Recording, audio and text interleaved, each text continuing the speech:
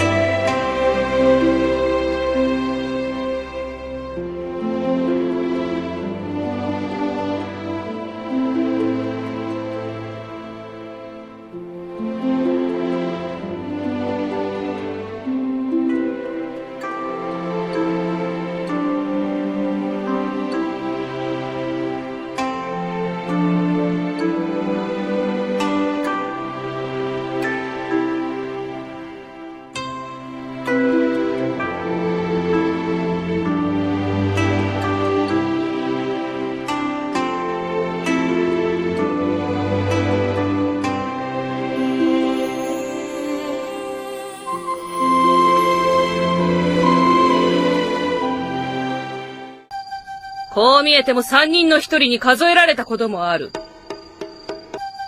こう見えても3人の1人に数えられたこともある。なぜなら、私が、この葉隠れ、5代目火影だからね。なぜなら、私が、この葉隠れ、5代目火影だからね。殺すぞ、こら！殺すぞ、こら！あなたの築いたこの葉隠れという大樹を守り育てる。あなたの築いたこの葉隠れという大樹を守り育てる。